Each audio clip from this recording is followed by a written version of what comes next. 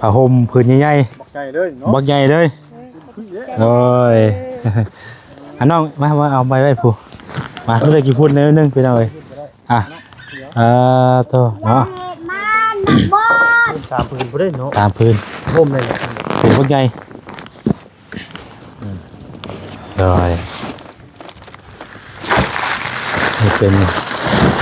ป็นกระต้มขนมเนาะเครื่องครัวพี่น้องเอ้ยมามุมมาม่าปลากระป๋องอึ๊บโอ้น่าเกิดได้นี่เอา2 พื้นเนี่ยแบบปูแบบใส่กันพอดีเขานอนเนาะมุ้งกับแม่มีมุ้งครับเนาะเอาละเมนบอลิกันนี่กับแม่มาม่านี่ก็เป็นที่เมนบอลเพราะนั้นมาแม่น่าจะตู้ปูนะนี่จะชื่อไปบ้านเป็นตู้คุณเอาย่อก็ได้มันจังบัวนั่นโว้ยเบรกเนาะเบรกคักๆกินดิมันใกล้ๆเด้นี่โอเคนี่เดี๋ยวนี้ก่อนเนาะ50 กิโลนี่หรือ100 โลนะ2 สอบเนาะโอ้ยเขา100 กิโลปึ๊บพี่น้องเอ้ยเนาะใช้มานั่งน้ำกันเบอร์3อยู่ใช้ลูกผู้หนึ่งดิพดนี่เป็นเครื่องพี่น้องเอ้ยนั่งดีล่ะนั่งดีเด้อใหญ่ตัวนี้ไอ้ละนมมือโดยแต่ว่าเสือไข่เน่านี่ได้2 ตัวเลยต้องคนได้2 ตัวเลยผู้ใหญ่ได้2 ตัวเนาะว่าจะจัดให้เด้อแล้วก็มาใส่เพิ่นเบิ่งตัวนี้นี่ผู้นี้เนาะล่ะผู้นี้เนาะผู้นี้กับผู้นี้นี่ใส่เบิ่งเด้อเดี๋ยวสักหน่อยไปใส่เบิ่งเด้อโอ้พี่น้อยอันนี้ก็ส่งเนาะกางเกงนี่ไล่ผู้ละ2 ตัวพี่น้อยนี่ใหญ่ใช่ปะมันมีอีกมันผู้ละ2 ตัวเลยนี่โอ้ผู้ละ2 ตัวจัดมานี่เนาะเบิ่งก่อนเด้อเดี๋ยวเชื่อให้เป็นผู้นี้กับผู้นี้บ่มันตัวนี้ก่อนไปนี่เนาะนี่กับผู้นี้เด้อนี่อันนี้ผู้นี้นี่เด้อจะได้เอาจะได้ขับใจวันนี้อันนี้ผู้ใหญ่เนาะ2 ตัวได้ผู้ละ2 ตัวพี่น้องเนาะแล้วก็มีสุดกีฬานำเด้อกีฬา27 พุ่นอะไรใช่น้ำเด้อปลาตัวได้ครบไปแล้ววันนี้เนาะ4 5เอาพี่น้องเนาะเครื่องทั้งเมื่อทั้งมวลที่ว่าประแสนซื้อมาให้นี่แหละพี่น้องเนาะเพราะว่าจะเป็นข้าวสารอาหารหรือว่าผ้าห่มผ้าแพรเนาะศาสตร์นี่แหละเครื่องอยู่เครื่องครัวพี่น้องแล้วก็พร้อมด้วยเงินแล้วก็กับเสื้อผ้าหน้าแพรมาให้ทางน้องๆเพิ่นกะทั้งหมดทั้งมวลกะแม่นเงินของทางแม่แก้วเนาะแม่แก้วพอสุขสวรรค์เด้อพี่น้องเนาะที่ได้มอบหมายทางประแสนเป็นสะพานบุญให้ในครั้งนี้เนาะก็ถือว่ายิ่งใหญ่พอสมควรพี่น้องเนาะมามอบเครื่องมอบของให้มาหอดมาถึงแล้วเนาะพร้อมด้วยเงิน500,000 กีบเลยพี่น้องเด้ออันนี้ให้ทางเอื้อยเด้อคือมาขอบใจละลายเด้อโดยขอบใจละลายเด้อหัวใจบุญสุดอันผู้ใจทางแม่แก้วพอสุขสวรรค์เด้อขอบคุณเพิ่นนุ่มมือล่ะขอบใจเด้อพอแก้วอัน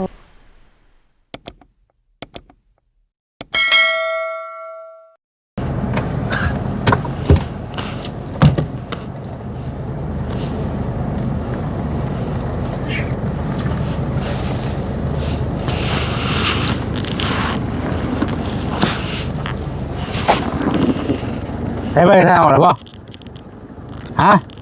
ออกแล้วป่ะ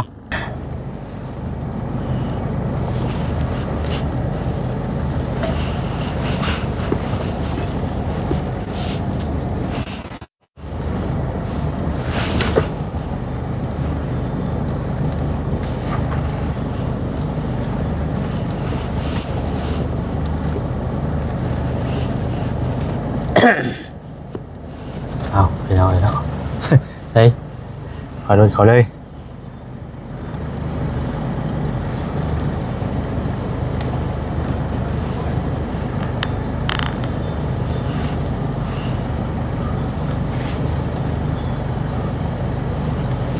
เสียงเบรกหลังฮอนอีดเนาะ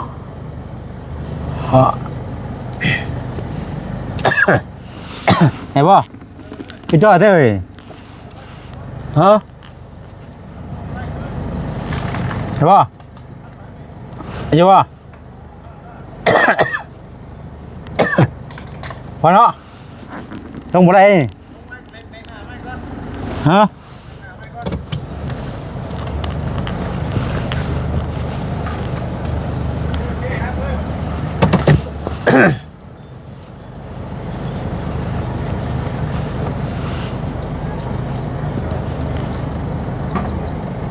เอาเนาะตัวหอนแท้นี่เลยหอน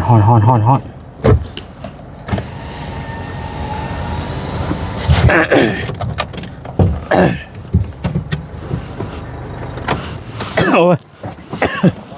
คือยังไอแท้บ้านตัว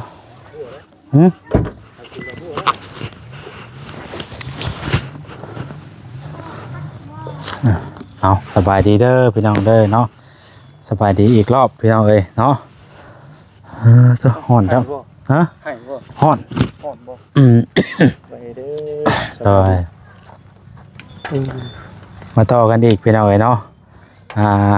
เครื่องเต็มรางรถพี่น้องเอ้ย ชุดใหญ่ได้เนาะ ชุดใหญ่เด้ออากาศร้อนโอ้เป็น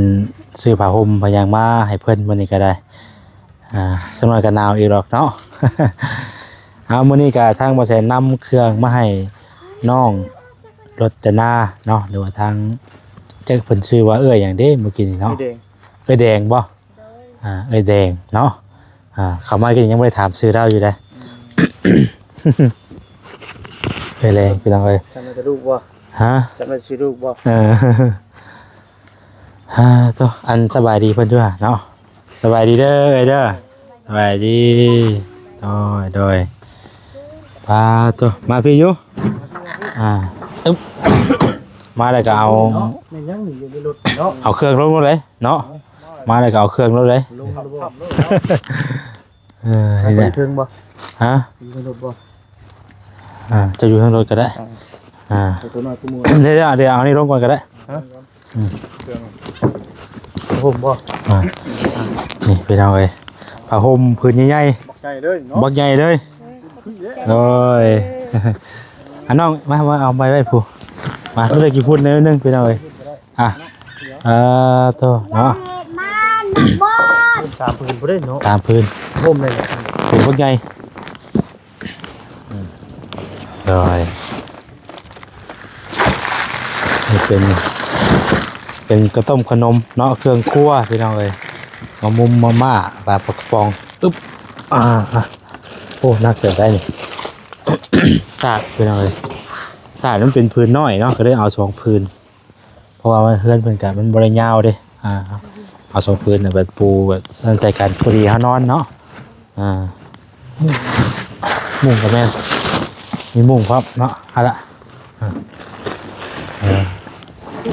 เห็นบ่นี่กันเห็นบ่นี่ก็แม่นมาม่านี่ก็แม่นที่เห็นบ่เพราะนั้นบ่แม่นนั่นจะตู้ปูน่ะนี่ชื่อไปบ้านไปตู้คุณ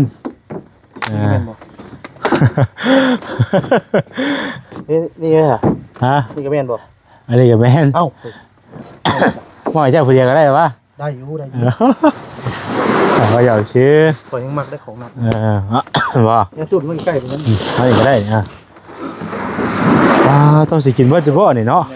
เข้าเมนบ่ชงแล้วบ่เมนบ่สองเลยโอ้เนาะสิแสนเบิ่งเอา2กระสอบคือจะได้บัดนี้บ่ใช่เอาไว้นี่ไว้ดุมก่อนแม่นเอาไว้ดุมก่อนแล้วจังเอาขึ้นให้เพิ่นเนาะเอาย่อเอาก็ได้มันจังบ่นั่นโว้ยเบรกเนาะเบรกคักๆกินดิมันใกล้ๆนึงเด้นี่โอเคนี่เดี๋ยวนี้ก่อนเนาะให้มาเผยเพิ่นจับกล้องพี่น้องเอ้ยเนาะ50 กิโลนี่ หรือ100 โลนะ2 สอบเนาะ โอ้ยเขา100 กิโลอ๋อ พอดี3 เดือนเลย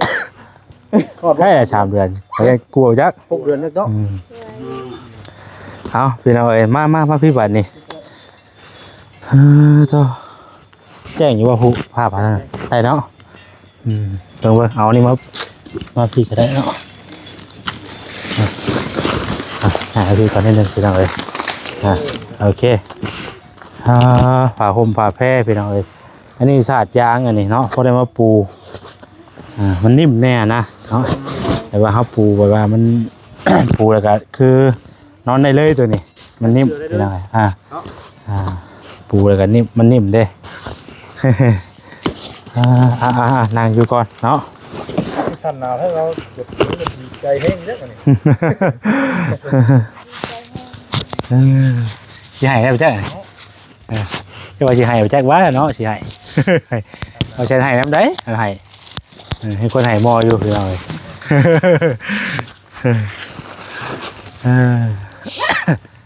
แม่ดีบ่จักนี่บ่ เป็นจังได๋เอ้ย ดีใจแฮงดีใจแฮงตื่นเต้นด้วย ตื่นเต้นบ่ เด้อ ตื่นเต้นดีใจ ดีใจบ่นึกบ่พันว่าสิได้อันของมาซอยเรือว่าสิมีคนให้ โดยดวงลายปานนี้เนาะ โดยเขาบ่นึกบ่พันว่าสิมีอันว่าสิได้ของว่าสิได้รับของสิได้ลายปานนี้จักเทื่อดีใจตื่นเต้นแฮงเว่าบ่ออก ดีใจตื่นเต้นแห้งทางแม่ทางเอื้อยเพิ่นก็ได้เนาะเพิ่นถือว่าลายพอสมควรเนาะมีผ้าห่ม3 พื้นแล้วก็ข้าว100 กิโลพี่น้องเอ้ยเนาะ2 กระสอบแล้วก็มีมะม่วงมะม่ามีไข่มุ้งก็มีนี่เด้อ โดย อันนี้ก็เป็นชุดครัวเด้อ โดย พี่น้องเอ้ยเนาะเบิ่งชุดครัวพี่น้องเอ้ยนี่เพิ่นได้เนาะมาได้จะออกให้เพิ่นเบิ่งก่อนเนาะเพิ่นว่ามีหยังเด้ว่าซั่นนะ บางคนพี่น้องเอ้ยยังบ่ทันได้เบิดเด้อเอาสิเอามาอีกเยอะนั่นน่ะ อยู่ไหน เครื่องได้ลืมได้ข่อยก็ได้ เพราะ หมาดคอขออภัยนำไม่ได้มันอยากเป็นไอพี่น้องเอ้ย มีมาม่านี่เนาะมาม่าปลากระป๋องอะไรเป็นชุดครัวเนาะออกมาให้ผู้ใหญ่เป็นเบิ่งน้ำกันน้ำมันเนาะใส่เครื่องนัวนี่อันนี้เป็นชุดเสื้อผ้าหน้าแพร่พี่น้องเอ้ยเนาะใช้มานั่งน้ำกันเบอร์3อยู่ใช้ลูกผู้หนึ่งดิ พอดมาลูก นี่เป็นเครื่องพี่น้องเอ้ย นั่งดีๆ นั่งดีล่ะนั่งดีเด้อตะกู้บ่เพิ่นว่าไว้นี่อยู่บ่เอาคือกันอยู่บ่ บ่เคยเว้านำ ว่า บ่เคยเว้านำจักเทื่อ เจ้าก็ว่าเป็นอยู่บ่เป็นนี่ว่า น้อยลาลม บ่ได้ว่าเป็นนี่เนาะเจ้าเนาะตาลุ่มพุ่นล่ะมันตาเทิง ลม นี่คืออะไร บ่เป็นภาษาเขาแล้ว เนาะเอามีหลายอย่างหลายแนวพี่น้องไอ้มื้อนี้ก็ได้เนาะมีทั้งอาหารการกินหรือว่า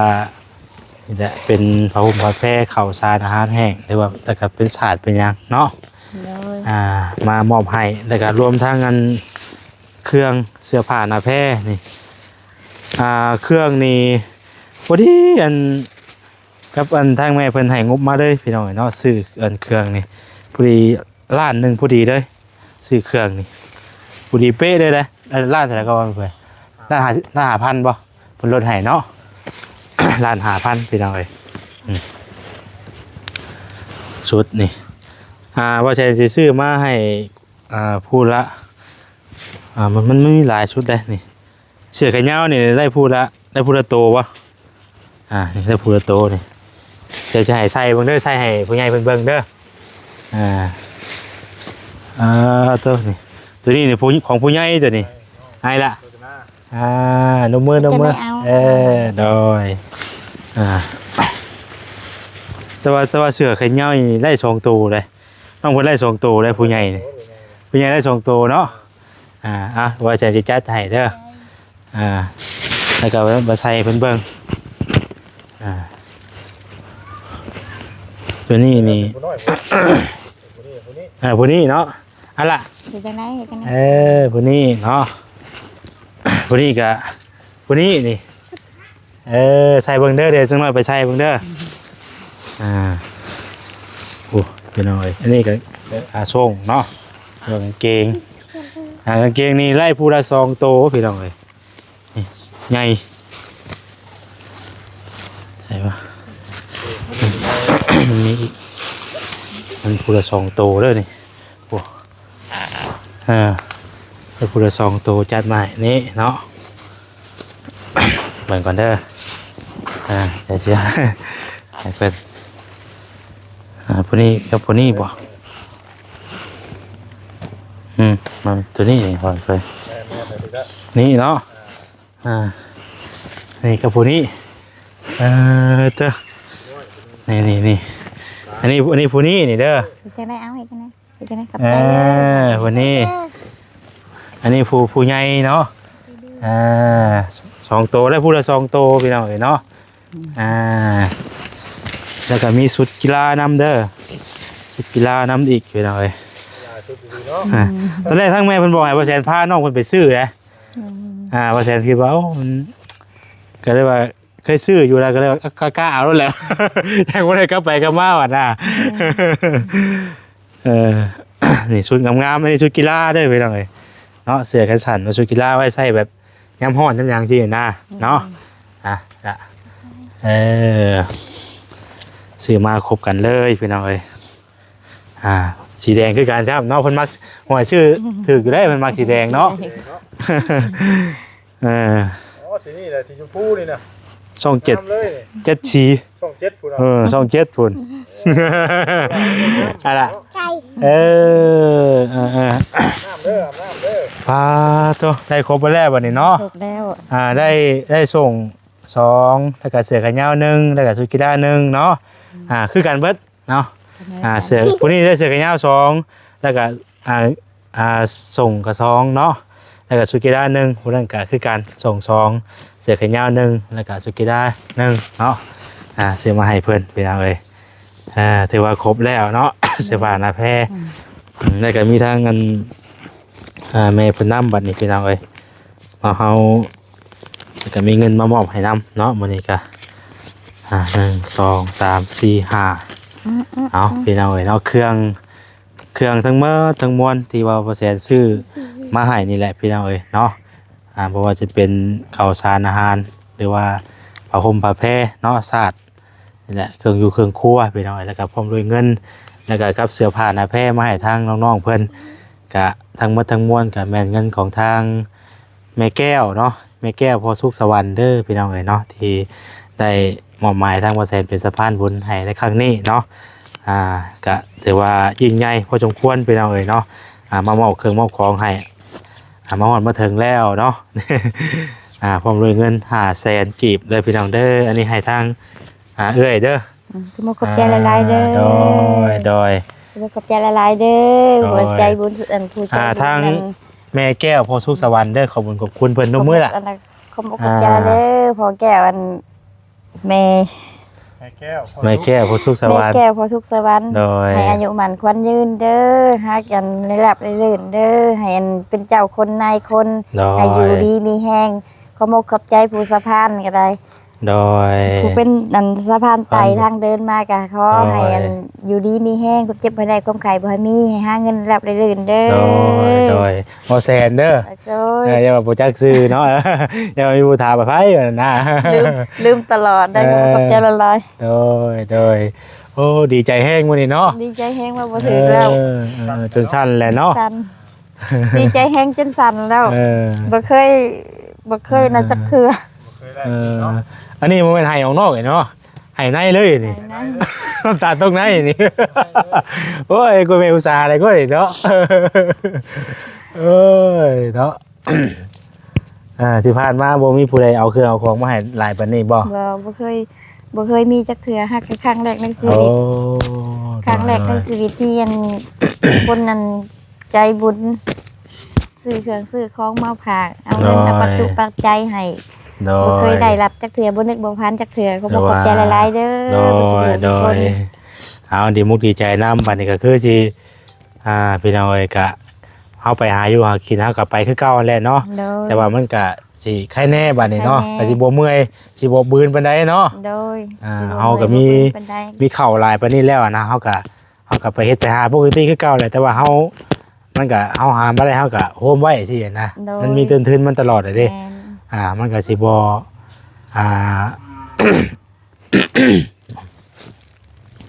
นักปานใดเนาะถ้าเกิดแห้งเข้าไปถือว่าแบ่งเบาได้หลายเติบแหละพี่น้องเอ้ยเนาะ เลย ให้ทางเอ้ยเพิ่นบ่ได้อยู่ได้กินกับทางลูกๆกันแหละเนาะแต่จะได้น้องเราจะหน้าดีใจบ่ล่ะดีใจเนาะได้เครื่องได้ของหลายช่ำพี่น้องเอ้ยเอาห่มผ้าแพรนี่ก็โอ้สำหรับจิตุ้มบัดนี้ โดย ยามหนาวก็บ่ย่านแล้วบัดนี้เนาะ แม่น ยามหนาวก็บ่ย่านแล้วพี่น้องเอ้ยบ่พื้นบ่ใหญ่พี่น้องเอ้ยผู้พื้นบ่ใหญ่เลยมันถือกี่พุ่นแน่เนาะเพราะว่าเฮาใส่หลังรถมาก็กี่พุ่นหลายเฮาทางเอามาก็ได้ไปใส่ชุดมาให้เบิ่งอยู่ให้ป้าเบิ่งอยู่จักชุดหนึงไป ไปใส่ ใส่เบิ่งอยู่ คือไปใส่ ใส่ไปขึ้นไปใส่ชุดเบิ่งไป เอ้ยนุ่ง ให้ ก่อน มาให้ป้าลุงเพิ่นเบิ่งไปใส่ชุดนี้ขายาวนี่ก็ได้ใส่ไม้เพิ่นเบิ่งเด้อใส่ตัวนี้กับตัวนี้ก็ได้ครับตัวนี้ก็ได้หรือว่าจะเลือกใส่ก็ได้ตัวไหนก็ใส่ก็ได้ไปละใส่เบิ่งอยู่พอดีบ่น่ะ ไปเบิ่งดูอยากเบิ่งมันพอดีป่ะ ถึงใส่ทั้งสองทั้งเสือหาไปลูก เขาจะอยากใส่ตัวนี้บ่อยากใส่ตัวนี้ตัวแขนยาวใส่ของแขนยาวก่อนจะตัวสั้นใช้น้ำหลังก็ได้อยากรู้ว่ามันพอดีบ่นะตัวขาสั้นอาจจะได้ก็พอดีอยู่แล้วอยากใส่ชุดตัวใหญ่แหละก่อนไปใส่กันเลย อันนี้ได้ใส่ตัวนี้ก็โอ้โทษคิดว่ามันสีเขียวใส่แขนยาวก่อนแป๊บเดียวแล้วก็เพราะว่ามื้อนี้มันก็อากาศยังร้อนแน่หล่ะขึ้นไปใส่ ไป ไป ใส่เบิ่งไปใส่ไม้เพิ่นเบิ่งไปพอดีบ่ดีมันสิถือขี้เท่าก่อนลาบ่นุ่งดอกเสื้อแขนยาวนี่ยุ่งเสื้อแขนสั้นนะเจ้าค่ะโอ้ไปเลยแต่ว่าจะพอดีเพิ่นอยู่แต่บ้านเนาะพอดีพอเขาก็บ่ได้ซื้อตัวน้อยอะไรพี่น้องเขาซื้อแบบพอดีแบบเพื่อไว้เลยนะคือพอดีแหละเพื่ออะไรก็ว่าใส่น้อยเกินไปมันก็ ใส่น้อยไป มันก็อึดอัดเนาะนี่มันพอดีเลยเด้อนี่ใส่เข้าไปนี่พี่น้องเอ้ยพวกเราบนหัวคอนกันเลยนี่พอดีได้เลยพี่น้องเอ้ยมันจะประมาณนี้เนาะถ้าเขาเอาน้อยเกินไปกับมันใส่บ่ได้มันก็ยากเลยอันนี้เขาใส่มันเป็นยุ่มอยู่ได้นี่ก็จะพอดีอยู่พอดีพี่น้องเอ้ยเก็บไว้ให้เพื่อนอันนี้คือผู้ของผู้ใหญ่นั้นนี่ครับตัวนี้น้ำพี่น้องเอ้ยนี่เนาะสีแดง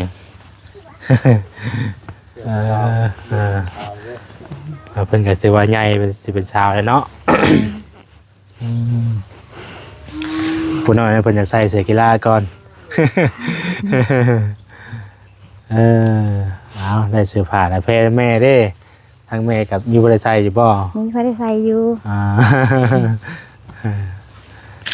แม่มีพอได้ใส่อยู่แม่ใส่อะไรก็ได้บ่ผู้น่ะลงมาได้พี่น้องเอ้ยโอ้เป็นยังไงเป็นไงงามแล้วพอดีแล้วนี่ล่ะพอดีสำนะคันว่าใส่ติงใส่ติงเพราะว่าเฮาสูงเด้เนาะแต่เฮาใส่ตัวน้อยล่ะใช่ล่ะเบิ่งแต่บ่ถึงทางนี่มันทางหลังลูกเฉยๆทางมาปีนหลังไหมได้แล้วว่ะนี่โอ้ลงมาพอดีงามเลยพอดีงามแล้ว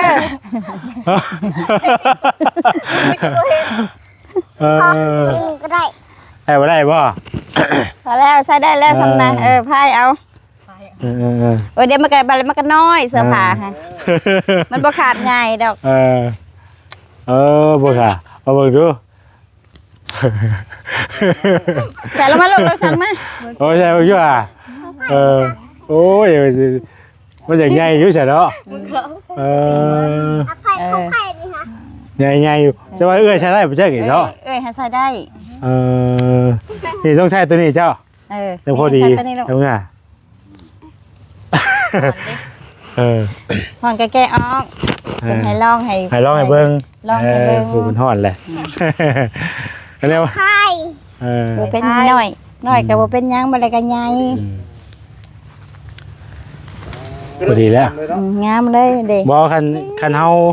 น้อยใส่น้อยแหละก็บ่นั่นได้เฮามันต้องโตแบบประมาณเพื่อไว้ซำนี้ อันนี้ใส่ได้นี่ตัวนี้พอดีแล้ว แม่ เอ้ย นี่พอดีตัวนี้เอาลง เจ้าให้ ดึงลงมา เจ้าให้คนน่ะ ให้ อันนี้พอดีอันนี้ตัวนี้แบบพอดีเนาะ ตัวนี้ โอ้เด้ อันนี้ พอดีงามเลย งามอันนี้ บนกูได้ โอ้ยเอา อะไรบัดนี้พี่น้องเอ้ยเนาะเอาไว้ใส่เด้อครั้งแรกบัดนี้ จะชี้ให้ไพ่อันนี้ฮะ ให้ไผ สิให้ไผกันแม่เจ้าก็นุ่งได้นี่น่ะเจ้าแม่เจ้าก็นุ่งได้คือกัน นุ่งเอง หนูสินิดหน่อยยัง ยาสาขาชุดหน่อยแล้วกัน อะไรแล้วใส่เบิ่งบัดนี้ ใส่ได้พอดี ก็ใส่พอดีเลยว่ามันก็ลดกันแต้มนึงเลยใส่นึงอ่ะนะอันนี้ ก็ใส่ได้ ก็ใส่พอดีพอดีบ่ได้บ่ซองบัดนี้เนาะอันนี้เจ้าก็ได้เสื้อตัวนี้เลยบัดนี้ จะได้เสือตัวนั้นแทน พอดีได้ใส่บ่มีเสื้อกันยาวบัดนี้ เสื้อกันสันก็พอแล้วเนาะฮอน ขยับก็มีเลย เสื้อกันยาวก็มีแหละเสื้อกันยาวก็มีเลย แม่บุญซื้อให้เพิ่นตัวนึงสุดนึง เอาไว้ใส่เด้อบัดนี้เด้อ เนี่ยไปไว้เอาไปไว้ก่อนลูก เนี่ยตอนแรกนะแม่ทั้งแม่เป็นบอกให้เปอร์เซ็นต์พาไปอะไรไปหน่อยเนาะก็เลยเขาว่าเขตนี่นะไปทางไหนไปตลาดนะแค่กอกคุณบอก เมืองซน เมืองชนตลาดเมืองชนบ่ โดย ก็เลยออกไปพุ่นแล้วเนาะ คนละออกคนละคน โค้งไปพุ่นเลย เขตนี่หันมิจะไปเมืองซนว่าใกล้สุดถ้าแกกองมันไกล ของห้าม เลย คนพูดได้ว่ะ เลยเอาแล้วจังพากันใส่บัดนี้เด้อเก็บไว้บัดนี้เนาะ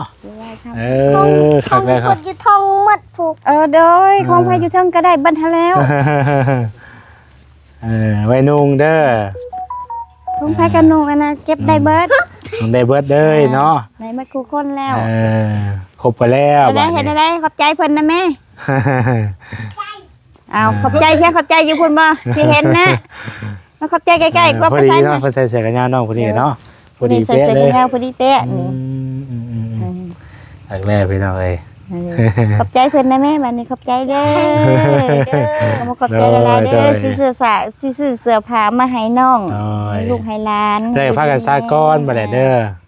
ซักแล้วก็ยังว่ากันใส่บัดนี้ ใส่ไว้ให้ใส่ พี่น้องเอ้ยเนาะคันว่าสิเอาแบบว่ามันนั่นแหละกะนั่นเพื่อไว้นำให้กูใส่มาใส่บ่ได้เนาะ ไม่รู้ เอาหรือว่าได้ผู้ละ2ชุดเนาะพี่น้องเอ้ยผู้2คือ3ชุดเนาะ3ชุดคือได้เอ้ยแม่พับเมียน ทำเมียนบ่ล่ะเมียนเสือเอง ไปใช่เด้อบัดนี้เด้อเนาะเครื่องของก็มีแต่เอาขึ้นได้หลายบาทนี่สิบ่ฮักบ่เอาเข้า บ่ฮักดอกบ่ฮักดอก แม่ให้พวกชุดอีกพวก อย่าพาลูกมันเอาเสือเอาอันนั้นมาไปไม่ใส่ทองยางมาให้ นี่ทางยางแม่ เอา ไป ใส่ทองยางขึ้นไปไว้นะมันสิเกิดขี้ดินให้ มันสิเปื้อนเด้อ เปื้อน ซักไว้ก่อนเด้อซักไว้ก่อนก็ผู้เอ้ยเพิ่นนี่ก็นั่นอยู่ดอกพี่น้องเนาะเพิ่นผู้สูงอยู่เนาะ ได้ ผู้ใหญ่ผู้สูงเด้ เพิ่นมาใส่ได้ ไม่ได้กินข้าวหลายๆบัดนี้ให้อันหุ่นเพิ่มขึ้นดีกว่านี้มันจะพอดีบ่อยากอ้วนป่ะบ่อยากหุ่นดีแต่ว่าก็ใส่ซำนี้แหละพอดีมันจังบ่นัดปานใดเนาะดีงามแล้ว ใส่เป็นใหญ่ๆไว้ พอดีชุดลายก็เพิ่นบ่ค่อยใส่นั่นปานใดแล้วขึ้นเมียนได้ไปสวัสดีเนาะมีแต่จังซั่นหลายพี่น้องทางเฮาก็จะได้เดินทางไปต่อบัดนี้เนาะเด็กเพิ่นใส่ก็พอดีเนาะมันเพิ่นพอดีเพิ่นใส่ เด้อันนี้เนาะพอดีพอดีเนาะน้องผู้นี้ได้จักปีผู้นี้น่ะ5 ปี 5 ปีบ่มีแต่ผู้นี้ที่ว่าอยากใหญ่นิดนึงอาการก็2คนนั่นพอดีเพิ่นอยู่แต่ว่าผู้ ผู้น้อยนี่ ยังอยากอันนั้นอยู่ก็บ่ได้เพื่อเพิ่นใหญ่อ่า นาง บ่ดื้อล่ะบ่ดื้ออย่าดื้อไรดู มาบ่ใช่ขอไม้มาบัดนี้พี่จะสิไปกับป้าก่อนเด้อบัดนี้เด้อโดยโดยโดยโดยเอาเผยว่าสวัสดีโดยโดยโดยโดยขึ้นหาเงินหาคำให้ โดย อื่นเด้ โดย ไปพันเงิน โดยไปบัดนี้เนาะพี่น้องเอ้ยป้าตัวเครื่องของมันก็หลายครับเนาะ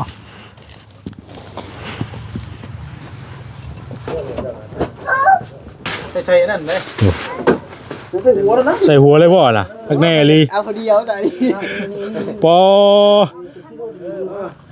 ทางมากกว่านี้ ว่าเขาหาชุดว่ามาตั้งเฮ็ดบ่น่ะ เอาจังแจไปแจมันเด้อ แน่นอนเลยดิ ไปสาเขาทำนี่ เอาเข้าช้ำนี่เอาดีไรแต่ว่าเขาลุดเลยเขาลุดบุกเลยแม่นอยู่กับเอาเข่ากันในน้อยครับกลัวกับตัวสิอีก คอยได้เพื่อนนะจีฮักเลยนี่ว่าโอ้เอามันอ่อนเลยมึงนี่เดี๋ยวเลือกอยู่เอาเฮ้ยพ่อเจ้าตะปูวะโม่อ่อนนี่กินนี่เอาอีนเด้ออีนเด้อลงกันผัด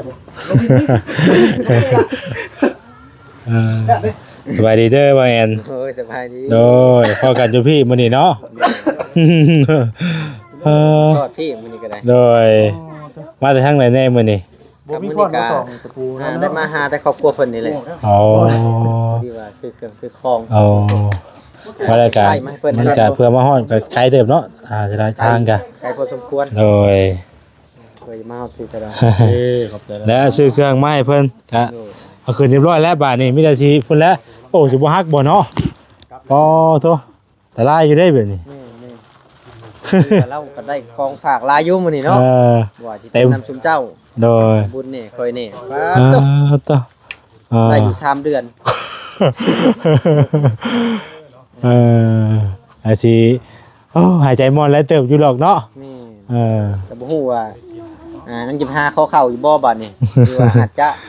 มีก่อนเนาะเพราะว่ามีทางทีมงานเข้ามาหาเด้ ก่อนแล้วก็พอที่ว่าให้เช้าเสมอน้ำแน่เนาะจะไปก็ไป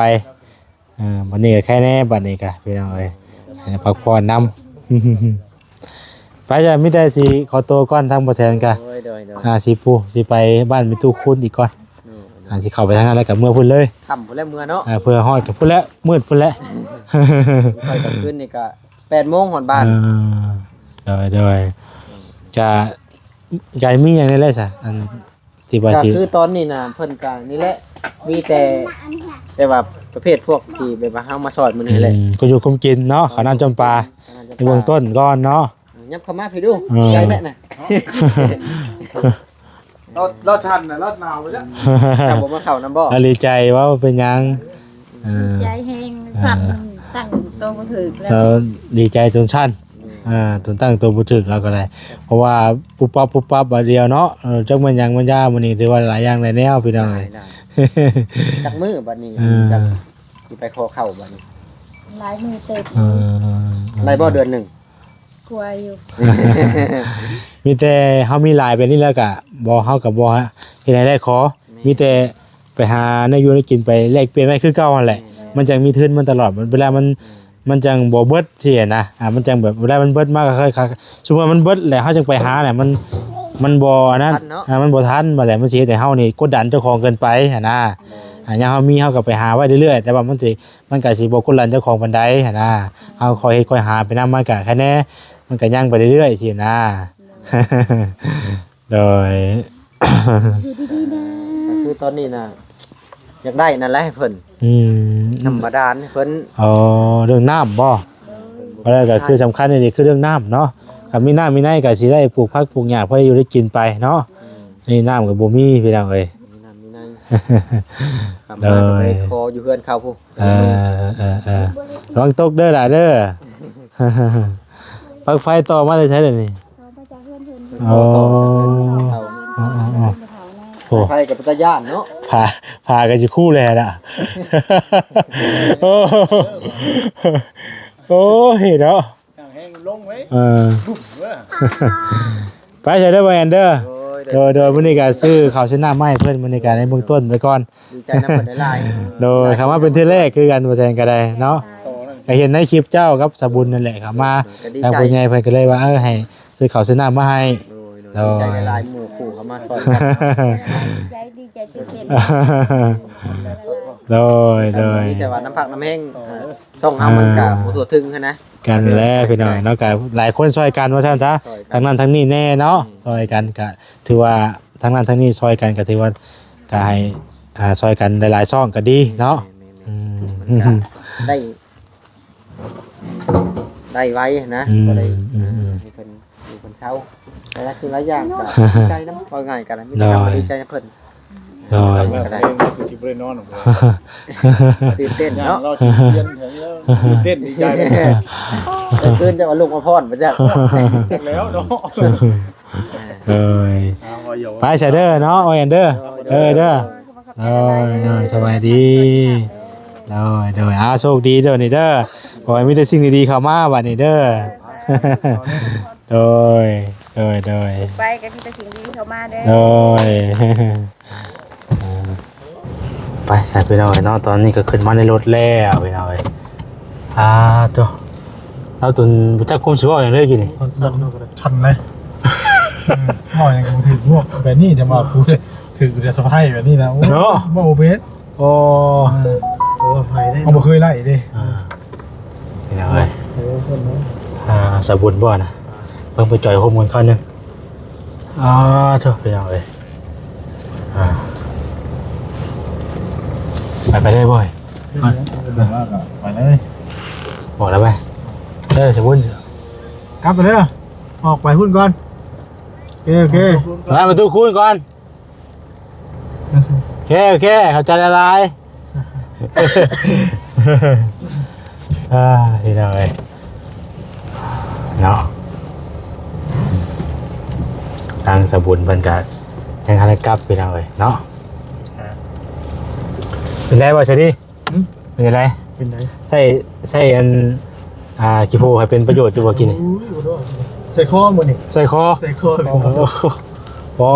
นี่แล้วเจ้าบุขึ้นนะเจ้าขึ้นลงเลยเหือนั่นโอ้โหอยู่ เหลือย่านบ่ โอ้ยเวลาขึ้นไปเขาโยกเขามันอ่อนเมือกดิ เซ่ได้ก็ที่ว่าถามอะไรอีก2ถอมมันลงเลยแต่ว่าก็ค่อยกับ80โลแล้วเข้าอีก50โล 80 โลที่ 80โลผู้เจ้าน่ะ ตัวเนาะ โอ้เนาะติดเนาะถ้าว่าขึ้นไปอีกฮึบนึก พี่น้องเอ้ยเนาะเบิ่งก่อนเบิ่งเจ้าว่าสิเวียนเช้าเมื่อยขวกเราบ่จักเนาะ ยังน่ะ เอาขาเบรกเข่าได้เอา เข้าไปเข้าจังนี้กันบ่ดีบ่บ่ดีบ่ เอาพี่น้องเอ้ยถ้ามือได้เป็น ฮะ ถ้ามือได้มัน ถ้าเมื่อยว่าบ่ดิ มีเบรกบ่ สอร์เซนบ่ 2เซนนี่ขึ้น3เซนจ้ะ เอาอันนั้นแล้วให้ติ๊บเนาะ แล้วตีบ่ โอ้ย ก็ลงเบรกใหม่นะเบรกใหม่ไปยัง นวดนวดโอ้จ้ะโอ้ยเด็กดีดอยเนาะให้มาบุญเพยอีกว่าเด็กพี่น้อยเนาะ คอยขึ้นไปทับชื่อก็ได้บ่เนี่ยโอ้จอยเสียงแล้วอยู่เทิงผูกทางเสียงแล้วโอ้ใจลาเด้อ บุญ เนาะ เพยเด้อเนาะพี่น้อยทางมาบุญเพยบัดนี้เนาะพี่น้อยเบิ่งก่อนพี่น้อยเนาะ แม่ก็พอไปลายเด้อเนาะเบิ่งก่อนพอบ่ได้เฮือนแล้วก็คือสิลงเลยกินเอ้าเซครับก็ได้ก่อนจะบ่มันโมเมนต์ทางแบบตรงเลยมันแบบนี่เอาใส่มียังบัดนี่ เอาให้มึงทำบ่ มันข่อยบ่โอ้สร้างมาโทรมาเด้พี่น้อยเนาะทางบรรยากาศมีทางบอกคำนำเนาะทางก็มีพูดบ่บัดบอกคำ200,000เนาะพี่น้อยเนาะโดยพอดีมีเงินยังเหลือซื้อเครื่องอยู่พี่น้อยเนาะกับพอดีให้ทางบอกคำเพิ่นเลยแต่ทางแม่แก้วอะไรพี่น้องเนาะแม่แก้วพอสุขสวรรค์นั่นแหละเนาะแล้วก็ให้ทางบ่เผย300,000บ่สิที่300,000เนาะก็พอดีเบิดบัตรนี่พี่น้องเอ้ยก็ได้แล้วก็ซื้อเครื่องซื้อของให้น้องเพิ่นครบเรียบร้อยเนาะโดยโอ้เราก็ได้หลายพอสมควรเนาะ โดย โชคใหญ่ต้องทับ ตอน แล้ว นี้ นะ เนาะ กำลังจะเตรียมจนว่ายังออกเราก็ได้เนาะ เนาะ นี่มุกดีใจน้ำเล่าเนาะ ดีใจแล้ว ไปฉันมีแต่ขอบคุณทุกคนผู้ใหญ่เพิ่นเด้อโดยทางแม่แก้วเด้อเอา พอสดีก็ได้ อยู่นานนะ เอาไปอ่ะ ไปก็ได้ โดย รออยู่เนาะ ขอบคุณทางแม่แก้วพอสุขเดลาเด้อเนาะที่ให้เงินทางทีมงาน โดย แล้วก็มอบเครื่องมอบของกันกับทางสาวแดงเนาะ โด เห็นบ่ ย โดยชาวเดงครับ ถือว่าเรียบร้อยแล้วขอบคุณหลายๆเด้อขอให้พ่อกับแม่อยู่ดีมีแห้งคิดสิ่งใดก็ให้ได้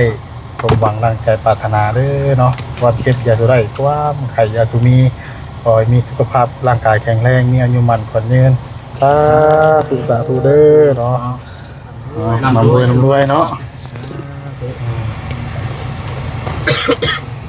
ผักเฮงๆกันเลยเนาะ ผักเฮงๆหมดคนยื่น มันคนยืนบ่ ขวัญยืน อยู่ดีมีแห้งเนาะเอาพี่ใจน้ำเพิ่นได้พี่น้องไปทางไปเราก็ตื่นเต้นแล้วกัน เคยได้ไปนี่จะเทื่อแล้ว เลี้ยงลูกก็ง่ายๆกับเลี้ยงเดียวนะเนาะแม่เลี้ยงเดียวเนาะ แค่ทีเดียว หาคุณหาคนในปัจจุบันนี้ 4 คน โดยไปซะเนาะเดี๋ยวเฮาสิพากันเดินทางก่อนสร้างประเทศโทนำพี่น้องเอ้ย มาดีเด้อ โดยก็เลยพากันมาปิดกล้องเลยอยู่ในคลิปอยู่ในอันต้นเลยพี่น้องเอ้ยไปจ้าพี่น้องเอ้ยเนาะขอตัวลำลาไปก่อนคนอื่นก็ขอบคุณทางแม่แก้วหลายๆเด้อเนาะที่มอบหมายงานให้พี่น้องเอ้ยเนาะพอได้มานี่แหละคนเขาคนน้ำมาช่วยเพิ่นก็ถือว่าสำเร็จภารกิจแล้วบัดรถ